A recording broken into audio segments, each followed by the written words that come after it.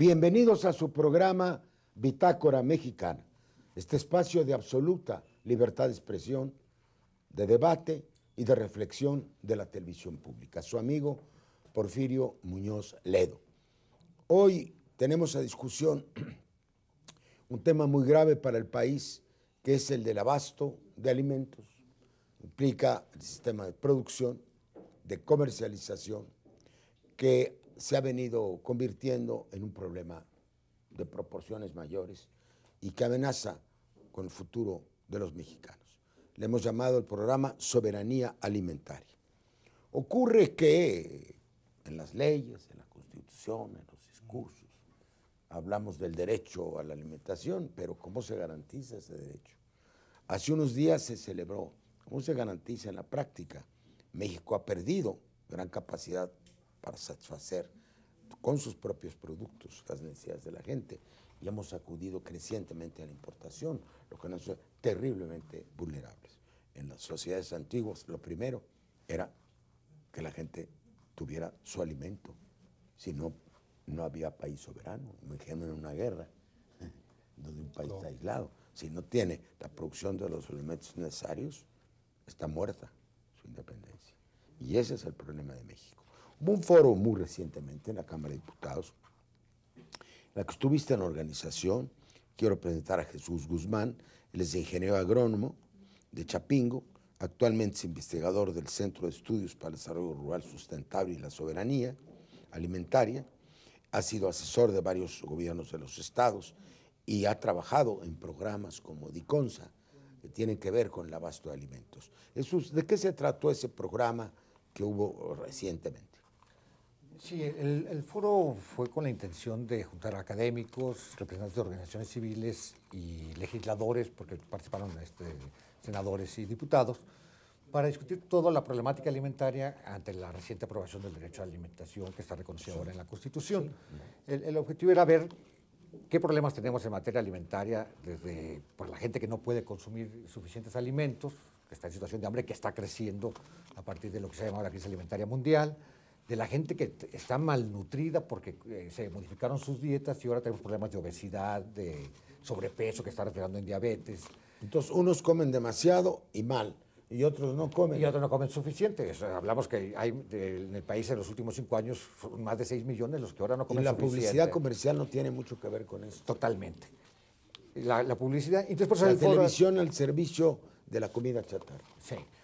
Por eso alguien decía, es que no les ponen una pistola, pero sí le ponen la televisión para modificar sus hábitos pues es una pistola de consumo, ¿no? Entonces en el foro era ver qué problemas hay en el consumo, qué problemas hay en la producción, qué problemas hay en la distribución, qué problemas hay en la comercialización, porque todo se ha modificado a partir de que México se hizo un planteamiento de firmar un tratado de libre comercio con América del Norte. Entonces se modificaron políticas de manera drástica en materia de producción, de consumo, a tal grado que ahora podemos decir que nuestra soberanía alimentaria está muy vulnerada. No somos un país autosuficiente, somos un país que depende mucho de las importaciones de otros países, o sea que para comer tenemos que esperar. ¿Y por qué ocurrió eso? Que eso no fue una casualidad. Todo eso surge a cada programa, de nuevo vuelve a surgir, viene de la matriz perversa del Tratado de Libre Comercio con América del Norte, que nos hizo totalmente dependientes de la importación de alimentos, ¿no es así? Claro, totalmente. En aquel entonces alguna gente pensó que el nuevo mundo iba a ser que cada quien se especializara en algo. Y entonces pues no decidieron para México que no éramos un país agrícola, que no podíamos ser autosuficientes, que abandonáramos esos paradigmas, que abandonáramos el paradigma de la soberanía alimentaria y que iba a haber quien nos diera, ¿no? ¿El país no lo decidió? No, claro, porque no fue una decisión de todos los mexicanos. El país votó en contra, ¿no? En 88. Fue una en contra del gobierno de Salinas, ¿no? Claro. Sí, fue una decisión de todo un grupo económico con una visión de país distinta que no corresponde a la realidad.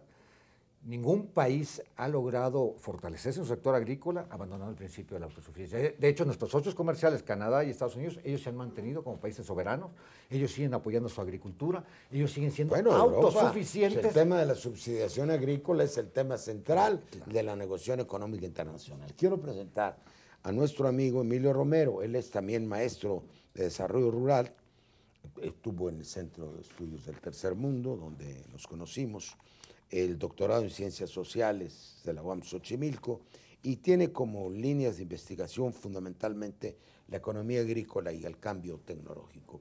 Tú ves el fenómeno de modo semejante, hubo una época incluso se hizo un sistema alimentario mexicano. Estamos hablando no hace muchos años, ni en la época del general Cárdenas, estamos hablando de los años 80, No. de los últimos 70, perdón. ¿Por qué se vino todo eso abajo? De hecho, el SAM fue el último proyecto en donde el Estado consideraba estratégico impulsar el desarrollo agrícola y rural y garantizar la autosuficiencia alimentaria.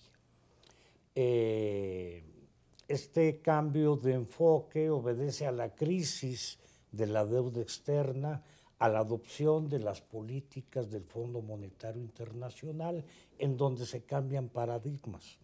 Ahora se sugiere, a partir de entonces, nos obligaron a cambio de la moratoria, a cambio de refinanciarnos la deuda, ¿eso es lo que está sugiriendo? Eso estoy sugiriendo, y a cambio en esta negociación, a diferencia de los norteamericanos, no se tomó en cuenta el interés de los productores, no se tomó en cuenta la importancia estratégica, económica, social, política de un campo próspero, y como en su momento dijeron especialistas agrícolas norteamericanos, estamos sorprendidos porque el gobierno nos regaló el campo.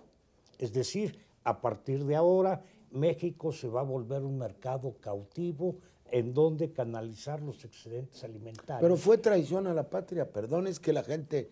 Yo quiero que estas cosas se digan más despacio, porque la opinión pública no está enterada de nada de esto. Yo quiero detenerme sobre tu afirmación. El país toma una pésima decisión en 1976-79, que provocó en gran medida mi salida del gobierno, no he vuelto desde entonces al gobierno federal, que fue la petrolización. Nos sentimos gran potencia petrolera, empezamos a exportar millones y millones de barriles, contribuimos a la caída de los precios del petróleo, sobreproduciendo. No.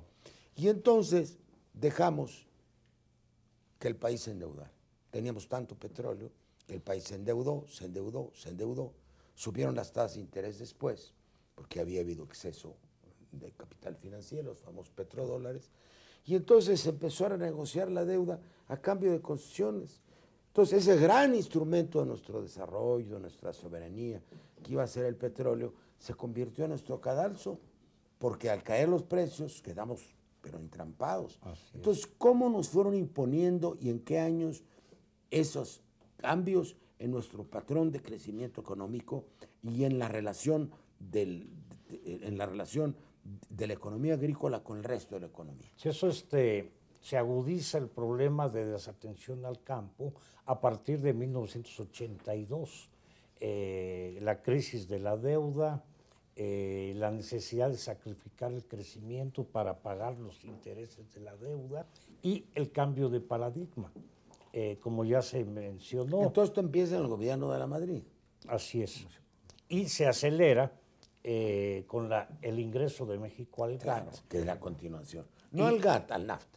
NAFTA. No, ojalá hubiéramos entrado al GATT sin entrar al NAFTA. Estaríamos es. como Brasil. Brasil es miembro del GATT y la India es miembro del GATT. Ese no es el Hay problema. que recordar que Canadá... Ahí hubo un error. Yo no fui contrario a entrar al GATT bajo nuestras condiciones. Porque en el GATT negocias, aquí no se imponen. Así es. Pues ahí estamos en la ronda de Doha de la Organización Mundial de Comercio, que es heredera del GATT, y todavía estamos discutiendo subsidiación agrícola, y Brasil, ni la India, ni Argentina han firmado tratados de comercio porque no quieren derrumbar su sector agrícola. Ni Canadá, que se ni opuso Canadá tampoco terminantemente negocia negociar tratados de comercio. lo Nosotros alimentario. sí, en donde nos imponen sus condiciones. Así es. ¿Qué porcentaje del alimento mexicano se importa de los Estados Unidos? Ahorita, perdón.